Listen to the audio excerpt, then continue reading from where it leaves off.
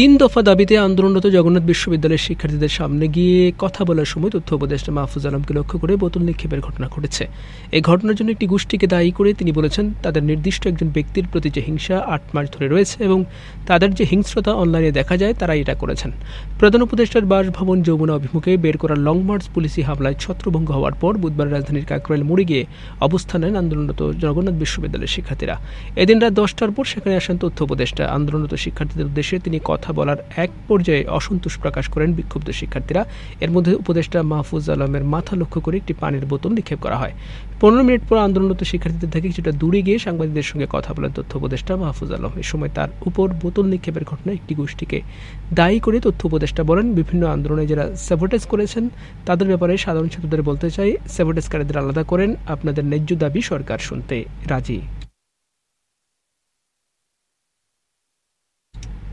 এদিকে তথ্য উপদেষ্টার উপর বোতল নিক্ষেপের ঘটনায় আন্দোলনরত শিক্ষার্থীদের পক্ষ থেকে দুঃখ প্রকাশ করা হয়েছে। বুধবার মধ্যরাতে শিক্ষার্থীদের পক্ষে কথা বলেন জগন্নাথ বিশ্ববিদ্যালয় ছাত্রদলের সদস্য সচিব শামসুল আরেফিন। তথ্য উপদেষ্টার মাথায় পানির বোতল নিক্ষেপের ঘটনায় তিনি বলেন, আমরা এই ঘটনার জন্য দুঃখ প্রকাশ করছি, তবে আমরা মনে করি এই ঘটনার জন্য কোনোভাবেই জগন্নাথ বিশ্ববিদ্যালয়ের সাধারণ শিক্ষার্থী ও শিক্ষকরা দায়ী নন। এ সময় অবস্থান কর্মসূচি চালিয়ে যাওয়ার ঘোষণা দিয়ে শামসুল আরেফিন বলেন, আমরা সব শিক্ষক শিক্ষার্থীর সঙ্গে আলোচনা করে এই সিদ্ধান্তে এসেছি, সুস্পষ্ট ঘোষণা ছাড়া আমরা কোনোভাবেই এই জায়গা ছেড়ে যাব না। যদি এখানে কোনো অনাকাঙ্ক্ষিত ঘটনা ঘটে তার সব দায় দায়িত্ব উপদেষ্টা এবং এই সরকারকে নিতে হবে।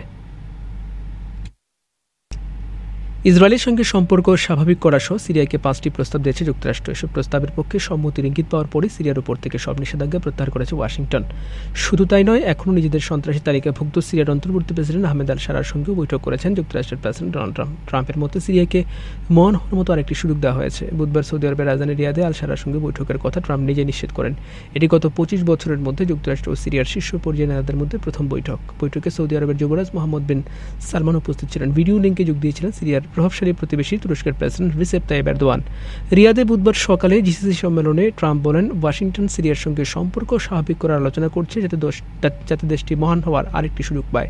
সিরিয়ার উপর থেকে সব নিষেধাজ্ঞা তুলনায় একটি সম্মানের ব্যাপার হবে বলেও মন্তব্য করেন তিনি। হোয়াইট হাউস জানিয়েছে, রিয়াদে বৈঠকে ট্রাম্প সিরিয়ার সামনে 5টি প্রস্তাব হাজির করেছেন। এর মধ্যে আব্রাহাম চুক্তির আওতায় ইসরায়েলের সঙ্গে সম্পর্ক স্বাভাবিক করার বিষয়টিও রয়েছে। লম্বা সময় ধরে প্রতিযোগিতামূলক ক্রিকেটের বাইরে সাকিব আল হাসান, তবে কয়েকদিন ধরে সংযুক্ত আরব আমিরাতের দুবাইয়ে নিয়মিত অনুশীলন করছেন তিনি। তাই সাকিব ভক্তদের মনে ধারণা তৈরি হয়েছিল তাদের প্রিয় তারকা শিগগিরই খেলায় ফিরতে চলেছেন। ধারণাটাই শেষ পর্যন্ত সত্যি হতে চলেছে।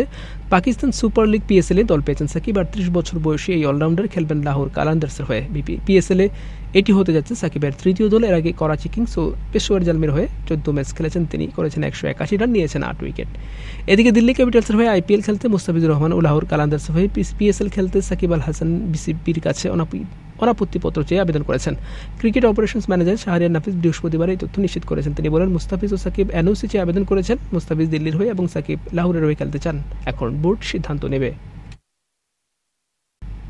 সুখবর পেল বাংলাদেশ নারী জাতীয় ক্রিকেট দল। আইসিসি ওয়ানডে র্যাঙ্কিংয়ের বার্ষিক হালনাগাদে উন্নতি হলো তাদের। এক ধাপ এগিয়ে 7 নম্বরে উঠে এলো ট্রাইগেস্টরা। বুধবার সদস্য দেশগুলোর নারী ওয়ানডে র্যাঙ্কিংয়ের বার্ষিক হালনাগাদ প্রকাশ করেছে ক্রিকেট সর্বোচ্চ নিয়ন্ত্রক সংস্থা আইসিসি। সেখানে 2024 সালের মে থেকে এখন পর্যন্ত খেলা ম্যাচগুলোর পারফরমেন্সের শতভাগ বিবেচনা নেওয়া হয়েছে। আর আগের 2 বছরের পারফরমেন্সের 50 ভাগ হিসাব করা হয়েছে। বাংলাদেশের রেটিং পয়েন্ট এখন 79। সবশেষ 1 বছরে তারা খেলেছে 11টি ওয়ানডে। সাফল্যের হার বেশ ভালো, 7টি জয়ের বিপরীতে 4টিতে হেরেছে দলটি।